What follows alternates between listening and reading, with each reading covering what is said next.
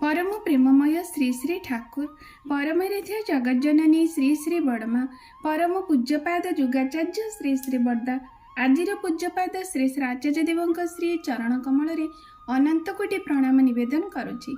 सभी गुरु परिवार श्री चरण में अनंत कोटि प्रणाम निवेदन करुछि। मोर ये वीडियो देखुथिबा प्रत्येक गुरु भाई और माँ मान प्रत्येक श्रोता बंधु मानक मोर ढेर सारा श्रद्धा सम्मान भल पाइबा समस्त शुभकामना परम प्रीता श्री चरण निवेदन करी समस्ते सुख शांति आनंद रे रुहंतु जीवन को उपभोग करंतु। सबुदिन परी यही शुभ दिन आज एक सुंदर वीडियो रखा जो वीडियो आम मान बहु एक प्रेरणामय वीडियो हो आज जो वीडियो मुझे करुच्ची निश्चिंत भाव से वीडियोटी प्रथम रु शेष पर्यंत शुणिबे। यह एक वास्तव घटना आ शुणी निश्चिंत अन्य पाखु शेयर करेंगे। आदि भी जो मानकर भिडियो नहीं बा शुणापी समय नहीं ये भिडियोटी शुणी से कहे आर बहु मंगल रही कारण आम जहाँ भी जीवन में करूँ ता पछरे दुईटी कार्य माने होता है संपादित गोटे है सुकर्म गोटे है कुकर्म। जदि गोटे भल जिनिस आम निजे जानू अन्य पाखे कहूँ निश्चित पाखे जदि तार मंगल हो बा जहाँ पाखे भी तोली धरू बा जो समाज रे भी आम कहूँ जदि तार किछि ना किछि मंगल हो से मंगल फल किछि ना किछि आम पाखक आसे। तेणु सदा सर्वदा आम चेष्टा करबा ये जीवन जेते दिन जाई थिबो आम अन्य पई किछि मंगल कथा करि परिबा बा कहि परिबा मंगलर पथ को देखै परिबा एटा हले सर्वोपरि कथा।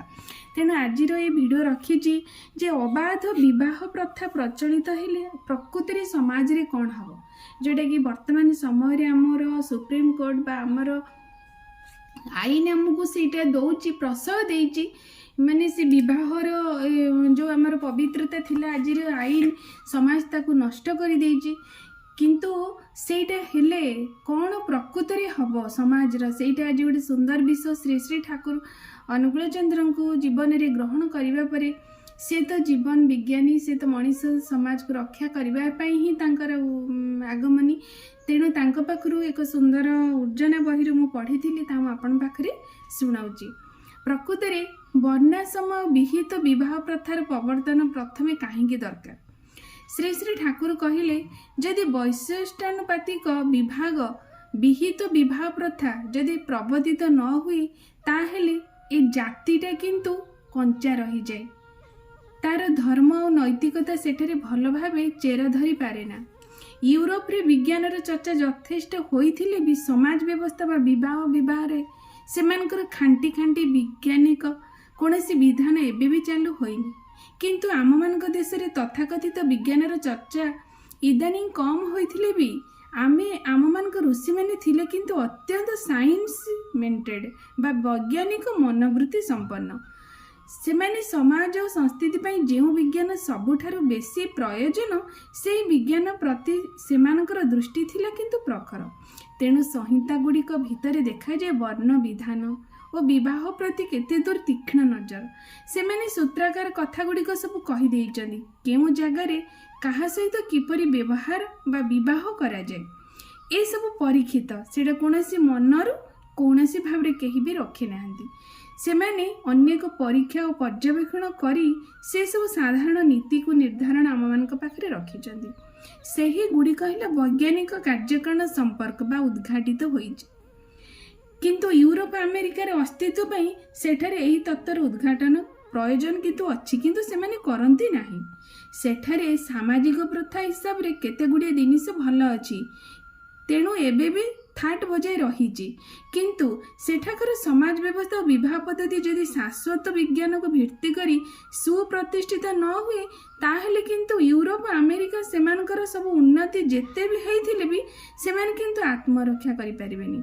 मु तो भल करी से सब नजर खबर रखि पारे ना किंतु जा शुणे सेथिरे किंतु एभली मने हुए केवल यूरोप अमेरिका कहीं जो देश ही सुप्रजननर उपयोगी वैज्ञानिक समाज विधान और विवाह प्रथार आश्रय ग्रहण न करिवो से देश ही काल कबल पड़ीजिवो। सेमानकर हजार कृतित्व थिले भी सेमाने दीर्घ दिन तिष्ठाई रखि पारिबे नहीं जेमती हावा बाजी भली सेमानक दप करी उठी जली पुणी फट कर लिभिजिबे।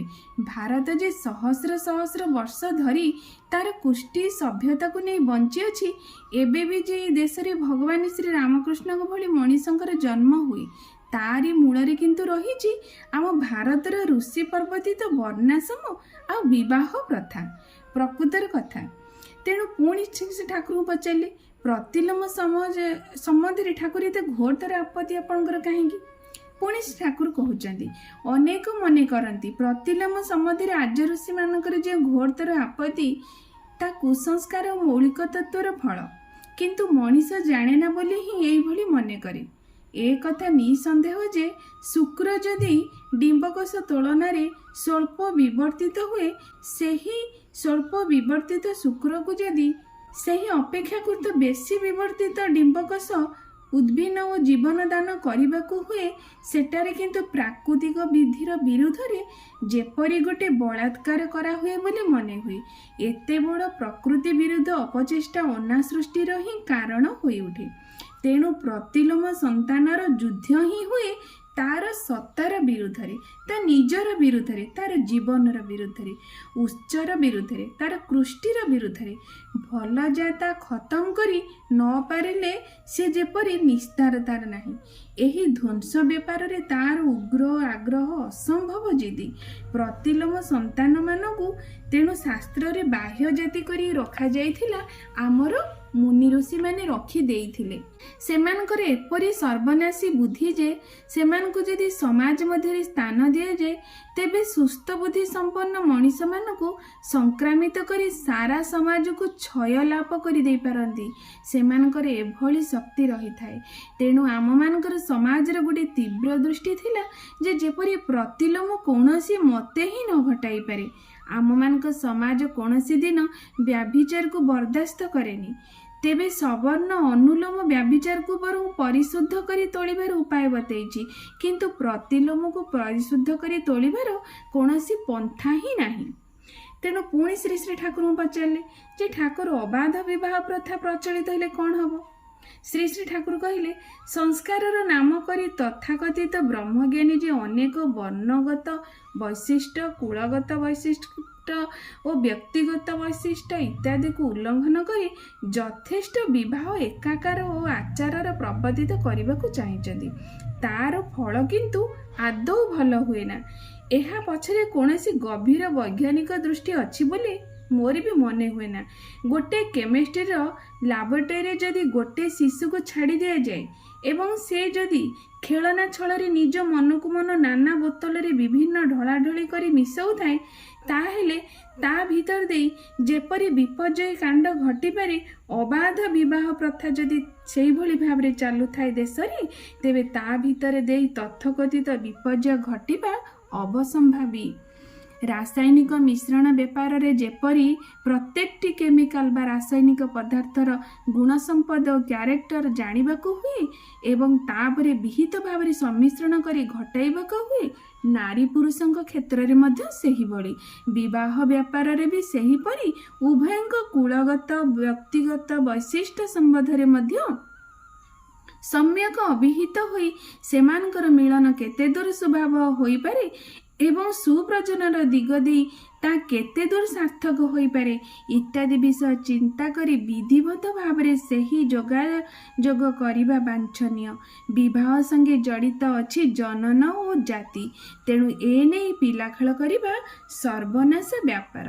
ଆଲୋଚନା ପ୍ରସଙ୍ଗ ଚତୁର୍ଥ ଖଣ୍ଡ 23/10/1942 ମସିହାରେ ଶ୍ରୀ ଶ୍ରୀ ଠାକୁର ଏହି ସୁନ୍ଦର କିଛି ଆମମାନଙ୍କ ପାଖରେ ତଥ୍ୟ ସବୁ ଉପସ୍ଥାପନ କରିଛନ୍ତି।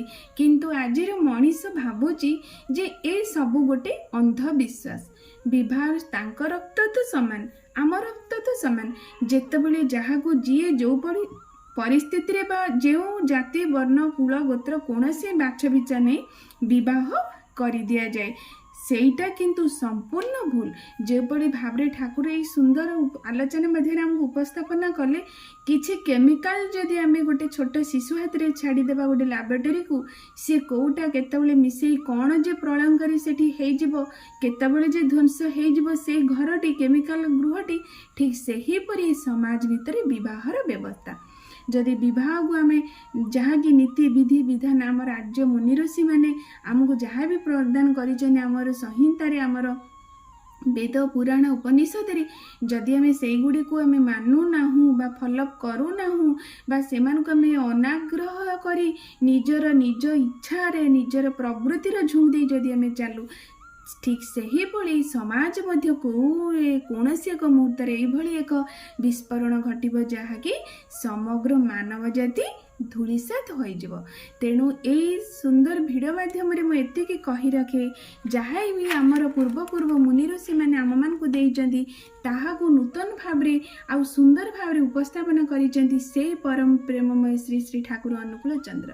ତେଣୁ ତ ଶ୍ରୀ ଶ୍ରୀ ଠାକୁର କୁହନ୍ତି, ସମାଜକୁ ରକ୍ଷା କରିବା ପାଇଁ ହେଲେ ଆମକୁ ଦୀକ୍ଷା ଶିକ୍ଷା ବିବାହକୁ ସଜାଡ଼ିବାକୁ ପଡ଼ିବ, ତେବେ ଯାଇ ସମାଜ ସଜାଡ଼ି ହେବ।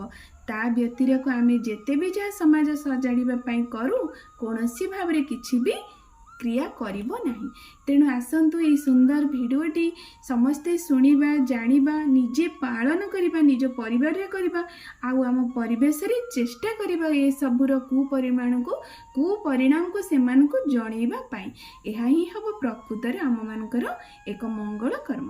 ରହୁଛି ସର୍ବଶେଷରେ ସମସ୍ତଙ୍କର ମଙ୍ଗଳ ପ୍ରାର୍ଥନା ପରମ ପିତାଙ୍କ ଶ୍ରୀଚରଣେ ନିବେଦନ କରି ରଖୁଛି। ଜୟ ଗୁରୁ।